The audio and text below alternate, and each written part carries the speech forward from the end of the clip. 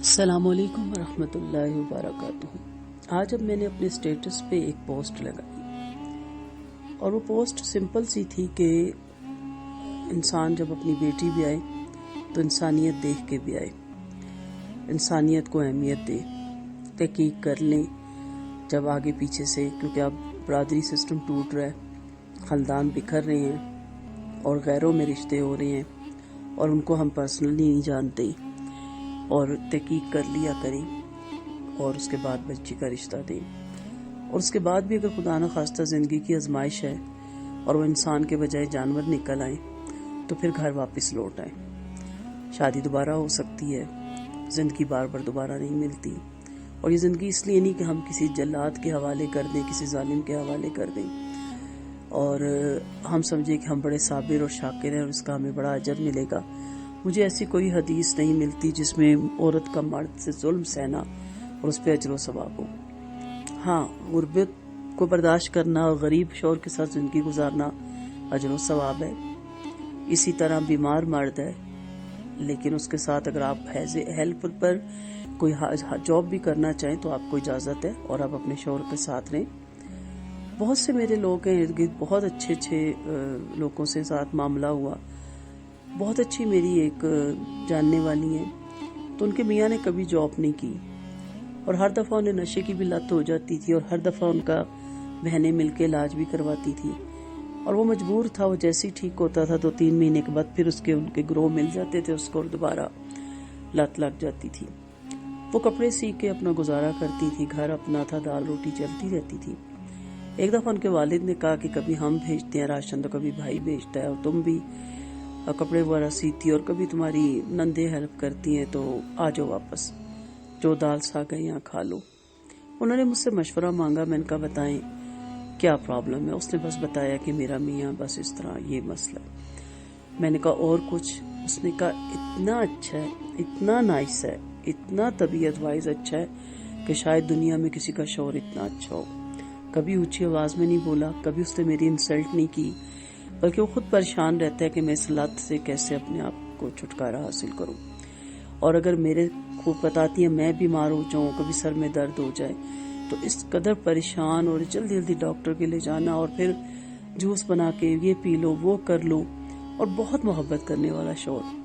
تو میں نے کہا یہاں بھی آپ خود محنت کرتی ہیں، وہاں بھی آپ بھی کریں گی، اگر آپ کے والد وہاں بھی تو آپ کی ہیلپ کریں گے تو یہاں بھی کر رہے ہیں، تو پھر یہیں رہیں۔ اپنا گھر اپنا ہی ہوتا ہے، اپنی جھگی اپنی ہی ہوتی ہے۔ تو بعض جگہ ایسا ہوتا ہے کہ وہاں پہ ایک جلادی اور ایک ظالم انسان کا رویہ نظر آتا ہے۔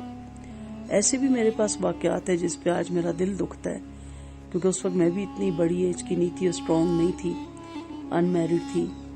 تو اسی طرح کچھ واقعات ہیں کہ والد سسرال کی طرف سے بہت اذیت، بہت ذہنی ٹارچر، جسمانی ٹارچر اور بہت ہی گندے ماحول، اور جب ماں باپ کو بتایا تو انہوں نے بھی کہا کہ نہیں بھاگ کرو، بڑی بےزتی ہو جائے گی، ناک کٹ جائے گی، اور سسر آ کے وہاں سے بال کھسیٹ کے لے گیا بہو کو۔ جب اس نے دیکھا کہ دونوں طرف سے کچھ نہیں ہے تو اس نے آگ لگا لی، اور وہ پریگننٹ تھی۔ وہ ہماری ریلیٹیوز جس اذیت سے مری وہ میں آج تک نہیں بھولی۔ میرے والد کو جب پتا چلا تو انہوں نے کہا اس نے مجھے کیوں نہیں بتایا، یہ میری طرف کیوں نہیں آئی؟ یار اتنا بڑا خاندان ہوتا ہے، انسان اپنے کاروبار میں مصروف ہوتا ہے، بڑے مسئلے ہوتے ہیں، اتنی دور رسائی بھی نہیں ہوتی، لیکن جب کوئی حادثہ ہوتا ہے تو پھر خبر ہوتی ہے، تو وہ افسوس ہمیں آج تک نہیں گیا۔ میرے والد نے ہماری بہت اچھی تربیت کی، بہت اسٹرانگ ہمیں زندگی دی، کوئی کنجسٹڈ مائنڈ نہیں دیا، کبھی ہم پہ پابندیاں نہیں لگائی۔ کوئی یہ نہیں کہ ہم بہت ماڈرن لوگ تھے اور حد سے نکلے ہوئے، ہمیں شرم و حیا کے اندر پالا۔ ہمیں چھوٹے تھے، ہم 8 کلاس میں تھے، ہماری والدہ نے ہمیں چادریں پہنائی کہ بیٹا جب آپ اسکول کالج جاؤ تو چادر پہن کے جاؤ۔ بڑی لمبی باتیں ہیں۔ جب میں نے یہ پوسٹ ڈالی تو بھائیوں کی طرف سے، دینی بردرز کی طرف سے بہت اچھا رسپانس آیا، اور سب نے کہا ٹرو، گڈ، ایسا ہی ہونا چاہیے، کیونکہ جو اچھا انسان ہوتا ہے وہ یہی کہتا ہے۔ بہنوں کی طرف سے بہت زیادہ دکھی پوسٹیں آ رہی ہیں، اس سے پتہ چلتا ہے کہ بہت سی خواتین بہت سی اذیت میں زندگی گزار رہی ہیں۔ اب اگر ہم سٹارٹ سے لیتے ہیں تو وہ تو کہتے ہیں نا سانپ نکل گیا، اب لکیر پیٹنے سے فائدہ نہیں۔ پہلی چیز یہ ہوتی ہے کہ ہمیں اپنی بچیوں کی تربیت قرآن و سنت کے مطابق کرنی چاہیے، اور انہیں سرکش نہیں بنانا چاہیے لیکن اسٹرانگ بنانا چاہیے۔ اور میرے اپنے والدین کے دیے ہوئے ٹپس ہیں جو میں آپ کو دینا چاہتی ہوں۔ فرسٹ ٹائم پہ روک دینا چاہیے ظلم کو۔ ہم کہتے ہیں چلو پہلی دفعہ ہوا ہے، اگلا بھی سوری کر لیتے ہیں، نہیں وہ بس میں ایسا تھا ویسا تھا، غصے میں تھا۔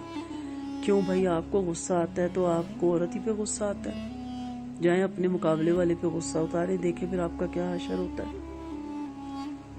ان شارٹ کہ ہماری یہ تربیت کی گئی کہ اگر فرسٹ ٹائم نہ روکا تو عادت پڑ جائے گی، اور آپ اس امید پہ کہ اگلا آنے والا وقت اچھا ہوگا، یہ بدل جائے گا، نہیں، اس کی عادتیں پختہ ہوتی چلی جائیں گی، اور پھر 1 2 یا 3 بچے ہو جائیں گے تو پھر انسان کے مرد کے پیروں کی بیڑیاں نہیں وہ بنتے، وہ عورت کی پیروں کی بیڑیاں بن جاتی ہیں، اور پھر وہ مرد دوسری طرح بلیک میل کرنا شروع کر دیتا ہے کہ میں بچے چھین لوں گا اور دھکے دے کے گھر سے باہر نکال دوں گا۔ یہ بھی میں نے بہت میرے پاس مسئلے آتے ہیں۔ لاسٹ بھی اسی طرح کا کچھ مسئلہ تھا کہ جس میں وہ ذہنی اذیت سے گزر رہی ہے بچی، ابھی نیو میریڈ ہے۔ سسرال والوں کو تو جو رویہ ہے ہی ہے، اسی کو بلیم کرتے ہیں، لیکن والدین بھی اسی کو بلیم کر رہے ہیں، اور کیا کہہ رہے ہیں کہ فلاں کو نہیں دیکھتی کیسے کیسے مرد سے اس نے گزارا کیا، فلاں کو نہیں دیکھتی۔ ہم فلاں کو کیوں دیکھیں؟ ہر ایک کی اپنی ایک ذات ہے، اپنا ایک نفس ہے، ایک عزت نفس ہے، اور اگر ہم پچھلوں کی دیتے رہے مثالیں تو وہ جہالت کا دور تھا، ہندوؤں کے ساتھ رہ کے ہمارے اوپر ہندو کلچر آ گیا ہے کہ اب اس گھر سے، تمہارے جس گھر میں ڈولی گئی ہے وہاں سے جنازہ ہی اٹھے۔ کیوں اٹھے بھائی ہمارا جنازہ اس گھر سے؟ یہ کس حدیث کا مفہوم ہے؟ یہ کس قرآن کی آیت ہے؟ کچھ بھی ایسا نہیں ہے۔ تو بھائیوں کی طرف سے بہت اچھا رسپانس آیا، اور بہنوں کی طرف سے بہت دکھی رسپانس، بہت ڈسہارٹ ہے، بہت پریشان ہے، اور کچھ اپنی بہن بھائیوں کی وجہ سے پریشان ہے۔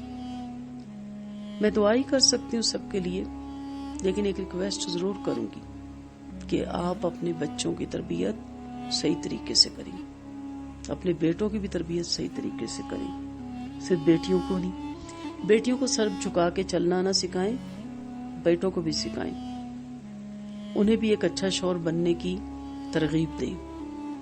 آخر جو بیٹے ظلم کرتے ہیں، جلاد ہیں، ذہنی ٹارچر دیتے ہیں، وہ ہمارے ہی گودوں سے پلے ہوئے ہیں نا، اس کی بھی تو قصوروار ہم مائیں ہی ہیں نا۔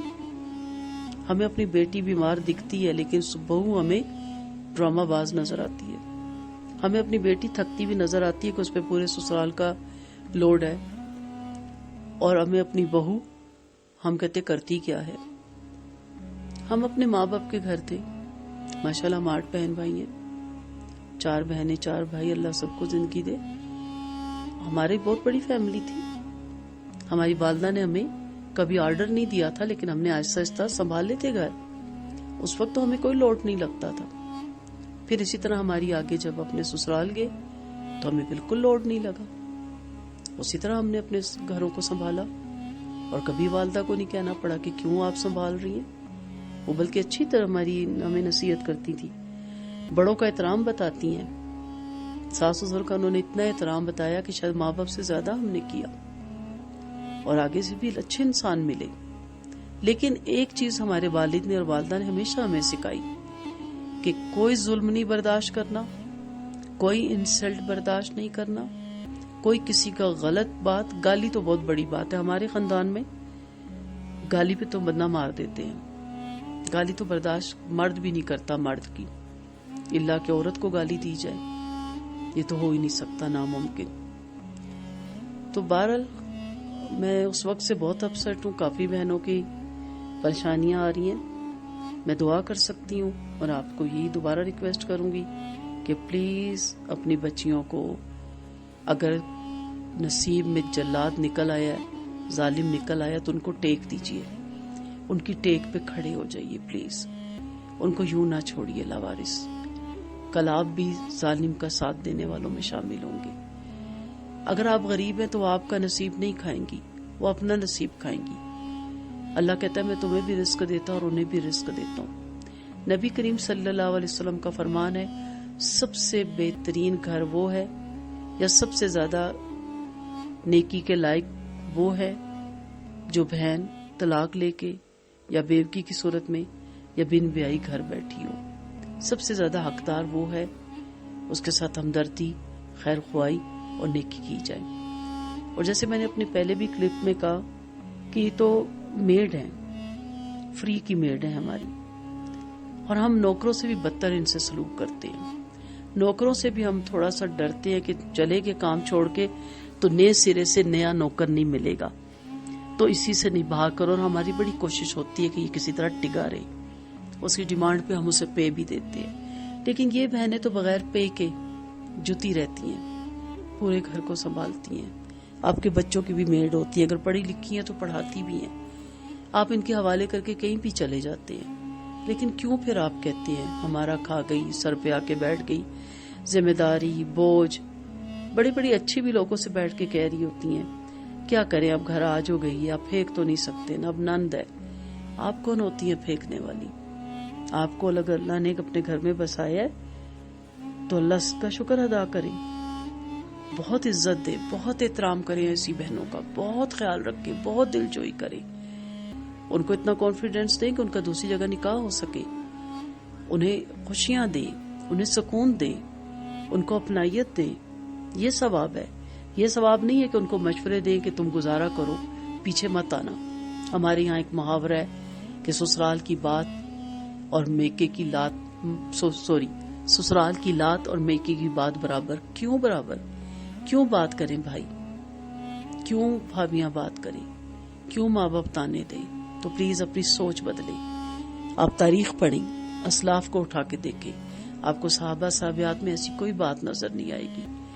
اور میں ان بچیوں سے بھی کہوں گی جو گھروں میں بیٹھی ہیں، نکاح کریں، اپنے گھر بسائیں، اچھے انسان سے نکاح کریں. اچھے لوگ کبھی ہیں، ایک جلاد ہوتا ہے، ایک ظالم ہوتا ہے، 99 اچھے انسان ہیں. ہمارے والد اچھے تھے، ہمارے بھائی اچھے ہیں، ہمارے شوہر بہت اچھے ہیں، ہمارے بھتیجے بھانجے وہ اپنی بیویوں کے ساتھ بہت اچھا سلوک کرتے ہیں. اچھے لوگ زیادہ ہیں، لیکن بات وہی ہے کہ برا انسان سب سے بد دل کر دیتا ہے. تو اپنی بیٹیوں کو ٹیک دیں، اپنی بیٹیوں کا سہارا بنیں. میں نے کافی عرصے اپنے گھر کو ایسی بچیوں کے لیے وقف کیا، ابھی بھی ہے وقف.